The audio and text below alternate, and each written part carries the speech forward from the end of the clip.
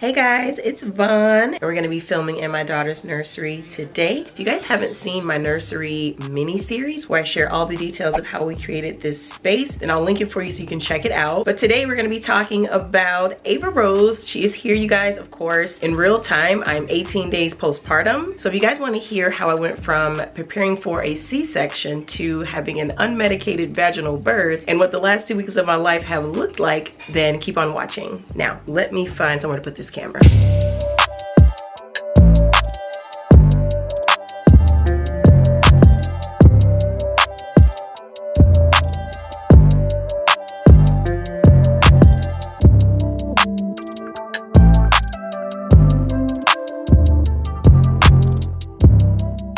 Okay, let's put the camera right here.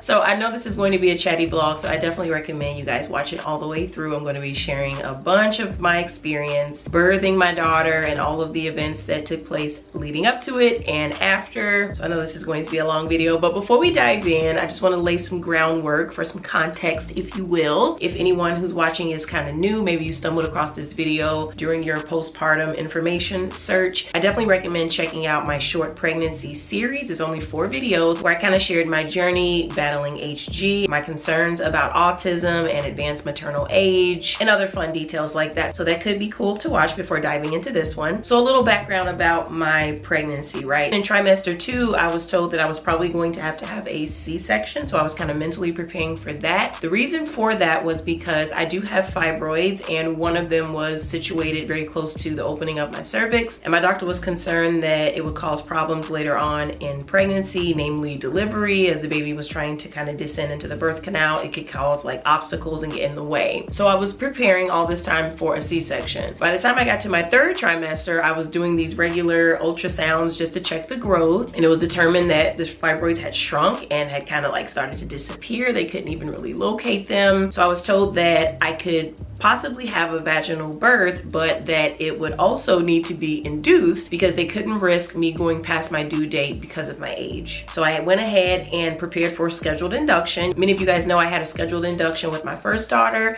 so I was very prepared mentally for what that would look like and feel like. So I went ahead and scheduled it for my actual due date and was just completely prepared emotionally and mentally to give birth through a scheduled induction, right? So let's start with these braids, all right? Listen, you guys are probably like, what do these braids have to do with anything? Listen, let me explain, okay? So these are goddess braids, boho style or whatever. I don't even really know what you call them. Y'all have so many nicknames for them, but I did these myself. These are DIY, okay? And they're kind of small, a little bit micro-y. So the reason I'm mentioning these braids is because it turns out I was in labor the entire time I was putting these braids in, okay? And I didn't even know it, okay? It's because of these braids that I had probably a really calm, cool, and collected laboring experience because I was so distracted by the braids. And you guys know I love braiding my own hair. This is not a hard task for me. This is actually something very relaxing.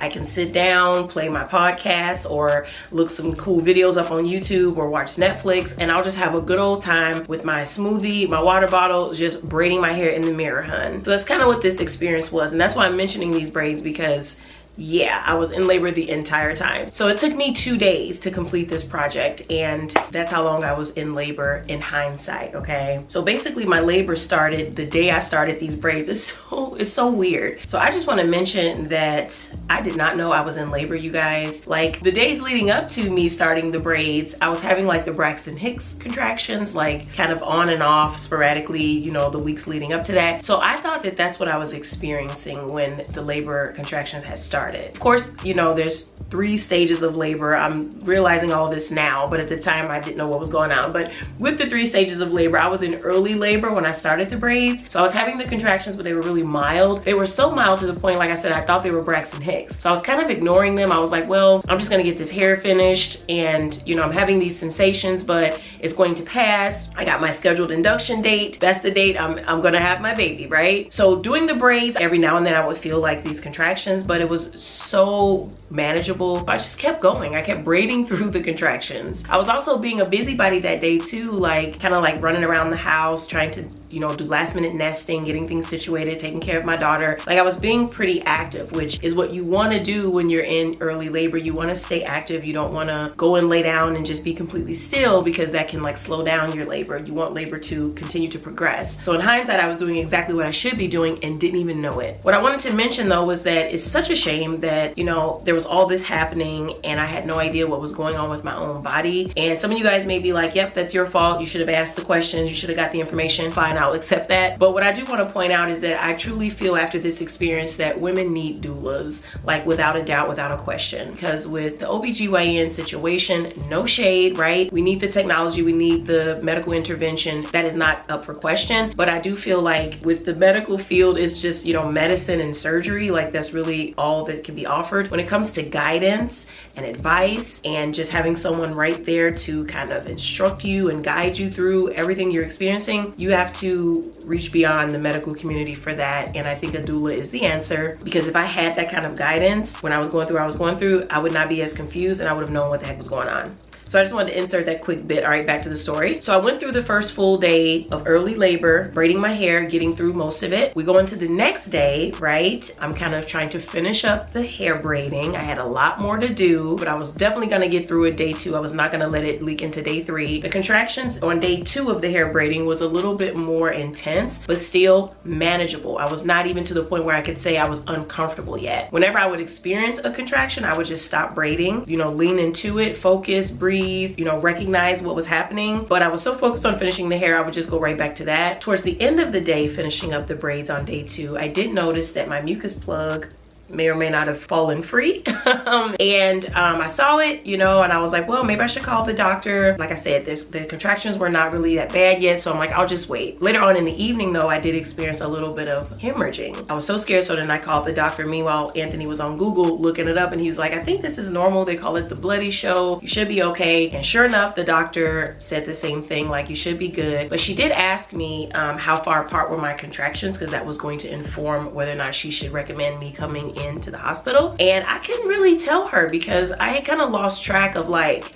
how far apart they were, honestly. So I couldn't really call it. So she was like, well, unless they're really close together, then you probably should just continue to labor at home. And I was like, well, what does really close together mean? You know, because that could mean 30 minutes, that could mean 2 minutes, I don't know. So she was like, well, like 7-10 minutes, you know, something like that. And I was like, I was so confused. I was like, oh, I don't know that they're that close together. Maybe they are, maybe they are. I can't really tell. I was like, well, let me, you know, go back to what I was doing and then start to sort of pay attention to them, maybe calculate it in my phone, and then I'll know for sure. And she was like, that sounds like a great idea. And then she got off the phone. Mind you, it was like 11 o'clock at night, so she was probably in bed, you know, or whatever, because they had to page her. So I ended up going back to my room, put on one of those always discreet, you know, little boutique panties, basically adult diapers, similar to Depends. I went ahead and put one of those on because I was just not sure what was going to happen. I had a little bit of the, you know, blood and discharge, so I was like, well, I'll just put this thing on. So I ended up going to sleep, y'all. I wrapped my hair up. I was like, my hair is done, I'm good. So I went ahead and went to sleep. It was around like midnight because I was kind of nervous a little bit before laying down and I really couldn't sleep. So I was like, well, I'll just lay here until I fall asleep. Here's an actual picture of me in that moment, like sitting in my bed, still experiencing contractions and just deciding to go ahead and go to sleep. So I finally calmed down and fell asleep. Well, around 4 o'clock a.m., the contractions woke me up out of my sleep, hun, okay?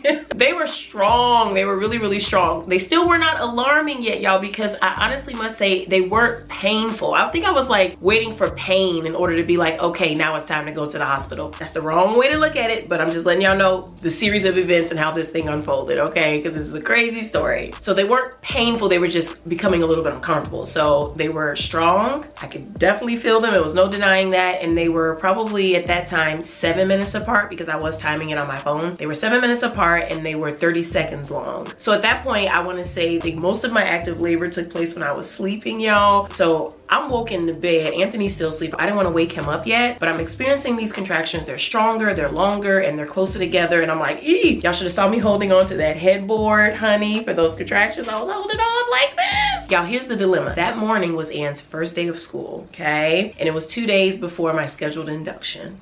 So it's about 4:45 at this point, right? I wake Anthony up. I'm like, yep, something's happening. It's feeling real serious. Let's make a move. So he was like, well, what do you think we should do, you know, about Ann and all that? I was like, look, call my dad. Because by this point, talking was becoming a little bit uncomfortable as well, okay? It was more of like a little faint whisper, okay? I couldn't really get my words out because the pain had started at that point. I was actually in pain. So I was like, look, call my dad. I know it's like not even 5 a.m. yet, but get him over here. He can sit with Ann while me and you go to the hospital. You know, you can drop me off, sit with me for a bit, and then you can come home, take Ann to school for her first day, and then you and dad can come to the hospital and we'll do it like that. I really just felt like we needed somebody to be at the house with Ann versus trying to load her into the car and drag her off to the hospital with us. I just wanted to pop in real quick and say that we did in fact have a child care plan in place, y'all, but it was structured around the scheduled induction, right? So the night that I was supposed to check into the hospital, that's the night the caregiver was supposed to come over. So that's why we had to pivot and call dad as our emergency contact, because I wasn't going to call the caregiver at 4 o'clock in the morning, 2 days before she was scheduled to show up. So we called dad. Dad hopped up. He was on his way. Cool. Meantime, I'm like, let me call the doctor just to make sure. So I call the doctor. They're like, oh, we got to page her. Y'all, it took her 40 minutes to call me back. No shade. It's 4 o'clock in the morning or 4:45 in the morning. What happened was probably what should have been expected to happen. All I'm saying is you need a doula. So while I was laying in bed waiting for her to call me back, my mind is just racing. I'm like, I need to plan. I need to, you know, this was not part of the plan. The plan was this whole other thing. So I'm sitting in the bed trying to quickly come up with something. My dad is on his way, so that's taking a huge weight off my back. But I'm like, what about me? I'm starting to feel more and more pain. These contractions are tightening up, right? They're like 6 minutes apart and they're lasting for like 40 seconds. And I'm like, oh my God, you know, I'm scared at this point. I'm not scared at this point. I'm really just feeling a lot of anxiety, and I'm feeling like I made a mistake, you know, like I'm starting to feel like I could have done this better. I messed up. That's how I'm feeling, honestly. So I'm thinking, well, maybe I should get up and go and sit in the car, right? So when dad pulls up, we just leave right out and he just comes right in the house. That way I'm already in the car. So I tried to stand up and I realized I couldn't because there was so much pressure in my pelvis, like right at my cervix. And honestly, I feel like I was probably fully dilated because I really could not stand up at all, y'all. And the pain and the pressure was so intense. I'm like, I gotta be about to drop, right? So I laid back down. Oh my God, it was so painful, y'all. Like I mean, I never experienced this level of pain before. I wanted to leave my body. I wanted to leave my body. And I was really thinking, oh my God, like this is what people talk about. Like this is what the movies, you know, show when the women are breathing heavily and sweating and all that. This is what they're talking about. They didn't make it up. They're not exaggerating. This is really what it is. So I told Anthony, like, I cannot get up, whatever. So while I was sitting there laying in the bed, my water broke. I felt it break almost violently, right? Because the contraction was so strong, y'all. I felt it like rip. And I started leaking all over the place. And I was so glad that I had put on that Always Discreet boutique panty thing because it caught all of it, right? There was nothing to clean up because I was really thinking like, oh man, if I didn't have this on, imagine the cleanup job that I would have to come back home to or have to have Anthony do all over this bed. So I was really glad I had that on. And that's another tip I want to share with anyone expecting. If you're laboring at home and you start feeling those like really intense contractions, just put the thing on. Just get you some adult diapers or whatever, put the thing on, and that way you can just catch it no matter what. And that was one of the things I was talking with my big sister about because her water broke at home as well. And she was like, one of the regrets is that I wish I had on like one of those diaper things because the cleanup was just out of this world. And with her, it happened when she was standing up, you know what I mean? And so it was just like everywhere. So she was like, yeah, I wish I would have done that. So that happened, right? Maybe 15 minutes later, the doctor finally calls back, right? So that's the whole 45-minute wait that I had. So she called back and I was like whispering to her on the phone. I'm like, yeah, my water broke. I'm in a lot of pain, yeah. 10 out of 10, yeah. So I'm telling her the scenario. She's like, yep, come on into the hospital. I'm gonna let them know you're on your way, blah, blah, blah. Cool. I'm thinking, I'm great. All I gotta do is get to the car, right? So I told Anthony, like, listen, we're probably gonna have to call the paramedics because I can't even stand up. And I'm in so much pain, I don't even want anyone trying to like carry me to the car. Because I mean, Anthony could have done it, him and my dad probably as a team. But I don't want that. I want the paramedics to come get me and put me on a stretcher, right? So girl, we call the paramedics, girl, the EMTs, fire department, girl, they show up, they come into the house, they come into the bedroom, they find me, they're asking me all these questions. What's your social security number? What's your birthday? I'm like, Girl, I couldn't even talk. I'm not exaggerating, y'all. It was like that. So they got all the information they needed. They put me on the chair thing that they use. I don't know if you guys have ever seen that, but they use that to carry me down the stairs. By that time, my dad was just arriving, and bless his heart, he was standing there just looking at me. He was like so worried, and I was just like, hey dad. He's standing in the doorway. They're taking me out the door. So I'm out in the front of the house, right? At this point, it's about 6:20 a.m. okay, right? So now we're 2 hours in, 2.5 hours in. Neighbors at this time, girl, they're out jogging, walking by. I'm seeing people because this is their jogging time, right? And I'm like, oh man, people are gonna see me, and they're all worried and wondering what's going on, because you don't typically see an ambulance in this case unless something is wrong. And so as I'm sitting in the front of the house, they're transferring me from that chairlift thing to a stretcher. So painful, y'all. I'm telling you, I didn't want any body parts to even move. Anthony and my dad are over there talking, and they end up just deciding that Anthony is going to just stay at home and get the baby ready for school because it's getting close now. He wouldn't have been able to make it to the hospital with me and then make it back. Plus he didn't know like how long it was going to take me to deliver or whatever. Everything is just like the unknown. So he made the choice to just stay back, get Ann off to school, and then come to the hospital right after. He's thinking he's got time. So I'm like, no problem, fine, I don't even care. Just get me to this hospital because I'm starting to feel the pressure of the push, right? That's when I first started feeling the pressure to push. And I don't know if you guys have ever had unmedicated deliveries before. It's totally different from epidurals. You cannot control that push sensation. You have got to give into it. You really don't have a choice. Like your body just takes over, and we'll talk more about that in a second. So Anthony's bringing me my shoes and socks and like laying them on my lap because I'm barefoot, y'all. The paramedic, it was like 3 men and 1 woman, and they were so helpful. I really just love them. My heart goes out to them. I don't know their names or anything, but they helped me so much. The lady was like, you might as well take those shoes right off her lap. He was like, she ain't putting those shoes on. I'm thinking, show ain't. She was like, where she's going, she's not gonna need shoes for a while. So you can just bring those when you meet her at the hospital. So Anthony took the shoes and went back in, put me in the ambulance truck, strapped me in, y'all, and I'm just sitting there like still having contractions. They're so close together, y'all. I'm just squeezing whatever I can touch. I'm squeezing the lady's arm. And here's the thing, I was extremely thirsty during that time. So I had my water bottle, right? This one of my subscribers got me this. All right, I had this with me, and one of the EMTs, the woman, she was holding it for me. And I was just like, I'm so thirsty. So in between contractions, she was like giving me the water, like feeding it to me, like holding it up to my face because I couldn't let go of the side of the stretcher and stuff, y'all. So she was so helpful to me. Shout out to first responders, emergency workers in every way, y'all. They make all the difference. They are angels, okay? So the guys were getting me all IV'd up and all that, taking my vitals, you know, and the lady that was in there was recording my contractions and how close together they were and all that. It was so difficult to tell her I'm having a contraction and then having to wait through it and then being like, okay, that's the end of it. It was so difficult because I was in so much pain, y'all. And then my leg caught a Charlie horse. I had to tell the guy, like, unstrap my leg, I got a Charlie horse. It was just, y'all, it was all bad. That was like the ambulance ride from hell because the streets were all bumpy. I was feeling every single bump, y'all, having these contractions 4 minutes apart for 45 seconds. It was miserable. The lady kept trying to like be, you know, soothe me and being like, we'll be there in 3 minutes, we'll be there in 2 minutes, we're 30 seconds away. You know, she was trying to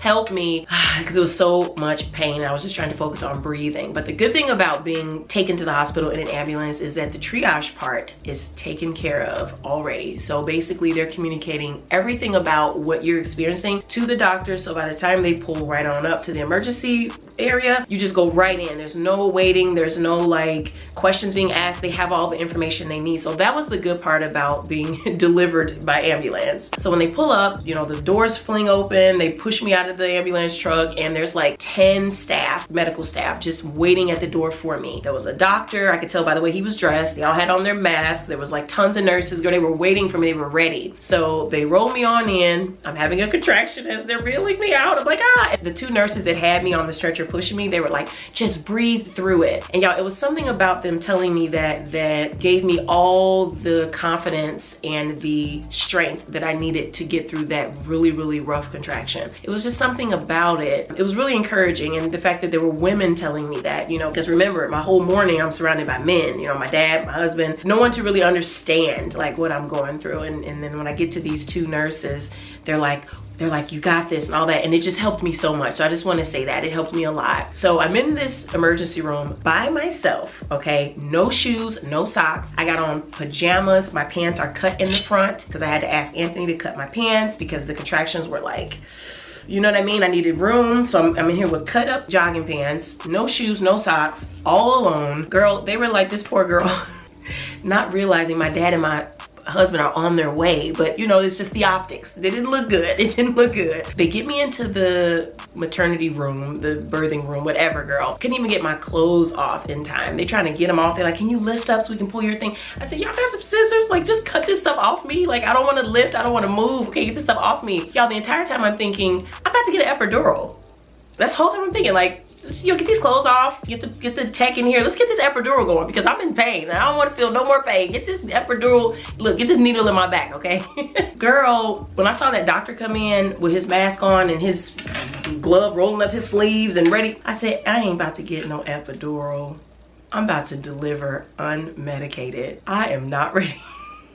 I was like, I'm not ready for this. Girl, as soon as that doctor came in there, I was like, catch, because I started pushing, honey. They got my feet up in them stirrups, and listen, once that happened, I was like, I'm safe. I'm safe to start pushing. They got me. Listen, you know, I really felt secure at that point. Every point before that, I was nervous because I'm like, I'm not in a position to give birth. I can't. There's no one here to protect the baby and help me and all that. I'm vulnerable. But once I got in the hospital, I felt safe. I felt that big contraction and then I started pushing. It was a 45-second push. I was able to breathe through it though. But y'all, Ava came out in that one push. She came out in that one push. The urge to push was so intense, I could not stop it. I just went on with it. I didn't feel like I had the option to stop pushing. It was just like my body just took over. And it was such a relief because the contraction was so painful that I just couldn't stop it. So when Ava came out, the doctor, you know, they got her, they started, you know, the immediate care process of making sure she was okay. I remember hearing the doctor say, let me check you for tears. You know, later on I was reading, when your labor is really quick like that and you push out really fast, you do run the risk of lacerations and things like that. But girl, the doctor was checking and he was like, there's no tears. He was like, you don't even need stitches. So girl, I don't know.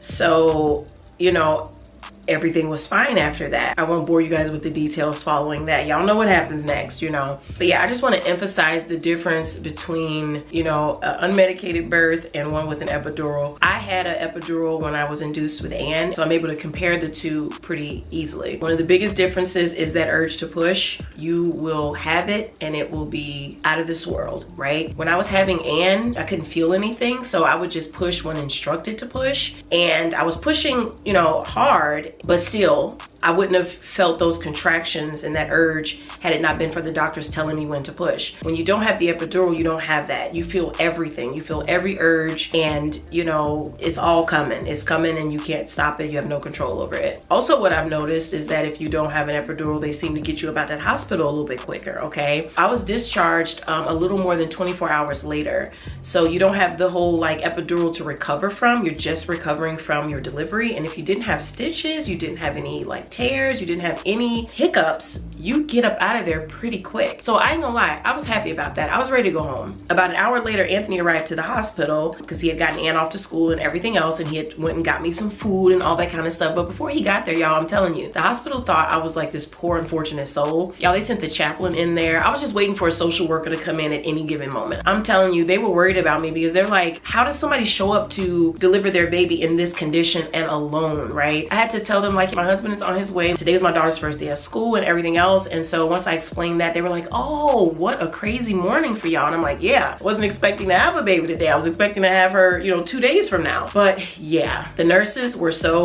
they were just like taken aback. Nurses were coming in. They just wanted to meet me. They were like, who is this girl that we heard just got rushed up in here and had her baby 30 seconds after coming through the door? We just want to meet you. We just want to say congratulations. And we just want to see you. It was so funny, but it was the cutest thing. I'm pretty sure these ladies have seen it all, but they just wanted to acknowledge me and just, you know, say something to me because I'm sure they knew how difficult that must have been for me, and it was. So they just wanted to come and encourage me. They were mostly kidding. But yeah, it was crazy, y'all. Everything went so fast. But I think in the end, I was really grateful for the experience, even though I was like, man, where's that epidural? Like, you know, this is so painful. Like, you know, this is nuts. What I was happy about in retrospect, when I was able to just reflect on everything, was that I was able to labor completely at home. My entire labor was at home home in the comfort of my house, doing the things that I like to do, laying in my own bed, okay? And then, you know, I just went to the hospital just to deliver, you know, and it was the quickest delivery ever. So for that reason, I was very grateful. I mean,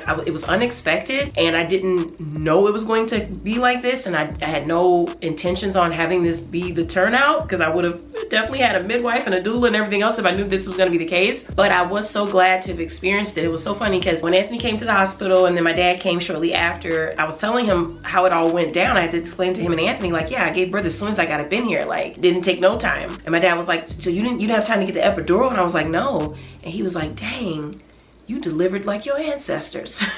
I'm like, you know what, you're right. You know, my grandparents, you know, they didn't have epidurals. They all delivered, you know, unmedicated. It was like reconnecting with my roots in that way, and it felt that way. And I think every woman's experience will be different, you know, with like home births and unmedicated scenarios, but I really felt a special connection, and I was really grateful for my experience. It was exhilarating, it was wild and crazy, but I was so grateful for it. I think even if you've had a child before, every pregnancy is going to be different and it's going to require a different type of guidance. For example, you know, I've had a child before, but because I was induced and because I had an epidural, I had no idea what to expect from an unmedicated vaginal delivery whatsoever, right? My friend Martina had a scheduled C-section. She never ever even went into labor. So she, to this day, has had a child and does not know what a contraction feels like. So imagine if she gets pregnant again and she goes into labor and has a contraction. She's gonna be like, what in the world is this? So that's why I'm just saying, like, I feel like, you know, maternal health should involve like these types of conversations. You know, let's talk about your birth before this one, or let's talk about what to expect, because every woman's experience is going to be different. And even just those two instances between me and Martina, just take those two examples, totally different experience. And I wasn't even aware that I didn't know as much as I didn't know. You know what I mean? Going into labor, being induced with Anne felt like, okay, well, this is how it is for everyone. Not even close. The ignorance was thick. Okay, you could cut it with a knife. So my hospital stay was really uneventful. It was very calming. The nurses were extremely helpful. It was a great, relaxing experience. Getting to know Ava, bonding with her in those initial hours, and then having Anthony be there and having my dad there. I didn't want a whole bunch of visitors and stuff like that, so I did keep it to a minimum, but it was nice to have some support, you know, show up to the hospital for me. So Anthony was kind of going back and forth, hospital to home, because he had to care for Anne. You really have to have that childcare piece in place, and you have to have a lot of support because your husband can't just be at the hospital with you the entire time. Somebody's got to be with the kid. Between Anthony and my dad kind of caring for Anne in that situation, it kind of worked out, but I did have to spend some time alone, which was fine because I was just bonding with Ava and I had the nurses to help me. When I got ready to get discharged, we cleaned that place out, okay? The nurse was like, listen, we got to get rid of all this stuff because we have to sterilize the room for the next, you know, mom-to-be coming in. So you guys might as well take this stuff. So we cleaned house, right? We took all that we could fit in those bags, honey. It was so cool. It was a smooth process, you know, getting discharged. Everyone was just so nice and sweet. When we got home, Anthony had the house already. It was clean and stuff and sanitized. Our bed could actually lift like a hospital bed. We had purchased that feature and we never used it, and this was like the perfect time to use it. I'm so glad we got it. So he lifted it so that I could sit up. So the house was ready. Everything was easy and clean and to my liking. After that, it was just a matter of getting settled and figuring out where to put everything. We had to place some like last minute Amazon orders for things that we realized we needed at the last minute. Like we ended up getting like this little refrigerator thing to put on the nightstand so we wouldn't have to be going up and down the stairs. We didn't let Sansa meet the baby right away. We kept her kind of separated because it was just so much going on, like with the baby, with Anne and everything else, that we just really didn't have time to focus on Sansa right away. So Sansa didn't actually meet Ava until like 3 days later. Sansa is so overprotective. She thinks that this is like her baby or something. When she cries, Sansa is right there running to her. You know, she's always like checking in her crib or checking in her bassinet or wherever she knows that she usually is. She's checking it just to make sure like everything is copacetic. It's so funny. Sansa is so sweet.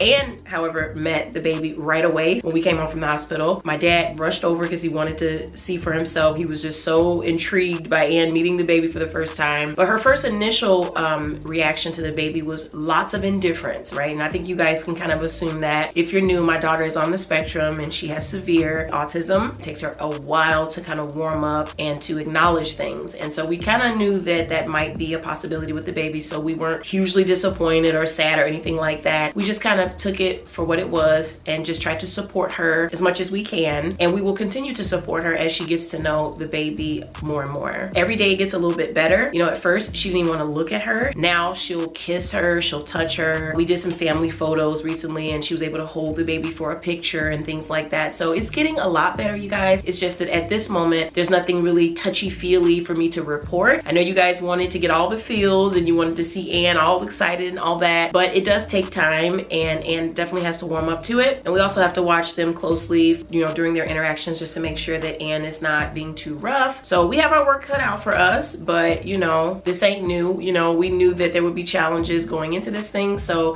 we're just taking it one day at a time. I will continue to keep you guys updated on the progress of Ann interacting with her new little sister, because I think it is an important conversation to have, especially with, you know, families who have a child with autism and then there's a new baby or there's different changes that take place, because she is going through a lot of changes, you know, starting school, riding the school bus, you know, having this new family member, you know, there's a lot of changes being presented to her. So we're just giving her the space to grow comfortably and we're just supporting her through it. I think the more she's curious about the baby, the more we get to really get in there and kind of facilitate that bond, because like I said in the beginning, she wouldn't even look at her, but now she's more like trying to see like, what's going on? What are you guys giving her? What is that? What is she doing? What's that cry? What does that mean? You know, so the more she's doing that, the more I'm like, come on over. You want to see? You want to see the baby? You want to touch her? You know, stuff like that. And just overall, you guys, I feel like this season of my life as it relates to self-care is more serious than it has ever been. I have really been taking the time to prioritize me. I didn't do this as much when I had Ann. I don't know why.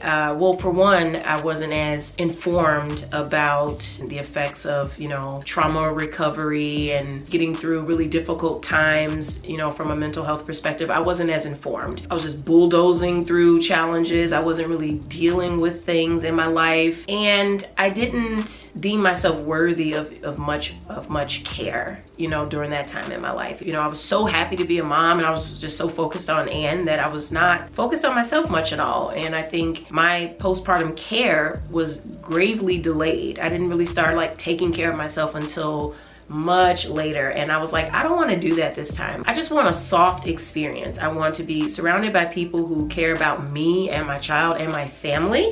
I want to actually take time this time around to recognize when things could be better. I want to be in tune with my body. I want to be listening. I want to be knowing when, you know, something changes, when something improves. And, you know, I just want to drink my water and, you know, bond with my child, you know? And I think I was more focused on that this time and I had a much smoother experience. I'm still going through the healing, right? We ain't in the clear yet. I have seen some really dark times in this and I'm starting to see the light on the other end. So, you know, I'm grateful for that. But y'all, I went through some serious, like, painful times in these last couple of weeks. What they don't tell you about vaginal delivery is, you know, the recovery, right? Like I told you guys, there's the lacerations, there's the tears, there's the hemorrhoids, right? And so all this stuff you have to heal from. You have to heal from just, you know, pushing out. You have to heal from the soreness. You have to heal from your back aching. You know, my limbs were sore. I felt like I had a workout. All of my lower body was sore and I had to recover from that. And I had the worst hemorrhoids of my entire life, you guys. Like, I'm talking about pain, 11 out of 10. Like, I was like, oh my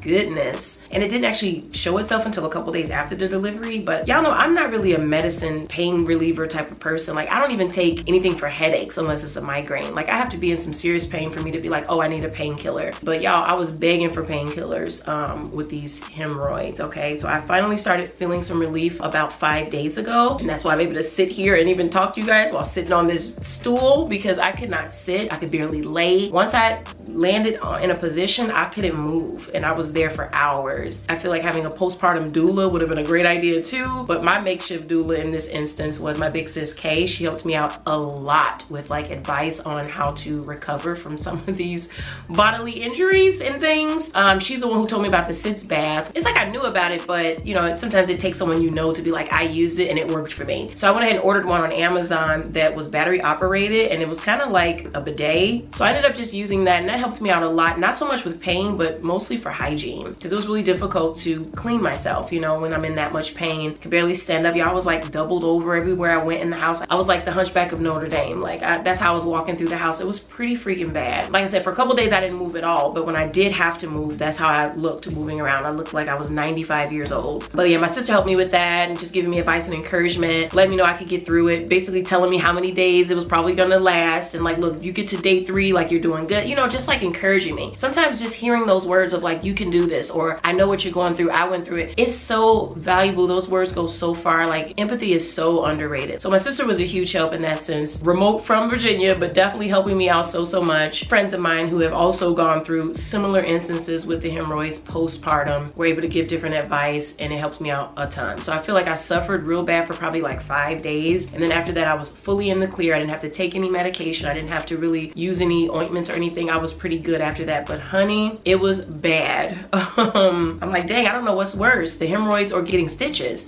And then I'm like, what about people who have to deal with both?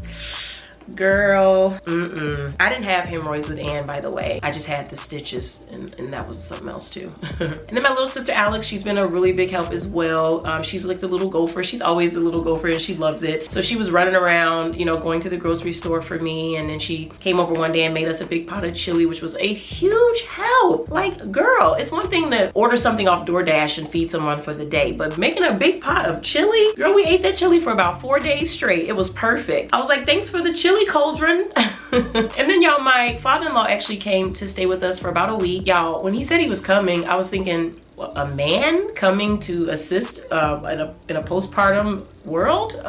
What is he gonna be doing? You know, like you just think it must be a woman to come and help, you know, it's gotta be a woman. But y'all, no. Anthony's dad was up in here helping out a ton. I didn't want him to leave. He was playing with Ann, which was a huge help, just getting her occupied and having something for her to do, which was just huge. He was doing like little odd jobs around the house. He was watering my plants, because I forgot all about my freaking plants, y'all. He was watering the grass, taking out the trash, fixing little things around the house, getting me things, running errands. Huge help, y'all. It was like Anthony times 2. So I had like 2 Anthonys around here, and by the way, both their names are Anthony. So it was just so awesome. And because I know things were getting difficult for Anthony, especially when I couldn't leave the bed, so it was really nice to have his dad as like a second set of hands. Also, my sister-in-law came over, girl, a few family members, cousins, aunts, different people stopping in and just wanting to meet the baby and wanting to help out where they can, emptying the dishwasher, you know, stuff like that. I appreciated it so much. Even just having someone to have a conversation with, you know, makes a huge difference when it's just you isolated with the baby, you know, going through the everyday routine. Just having someone come in and kind of break that up a little bit and give you just something different to look forward to, it helps. A couple other things that I've been struggling with in these last couple weeks has been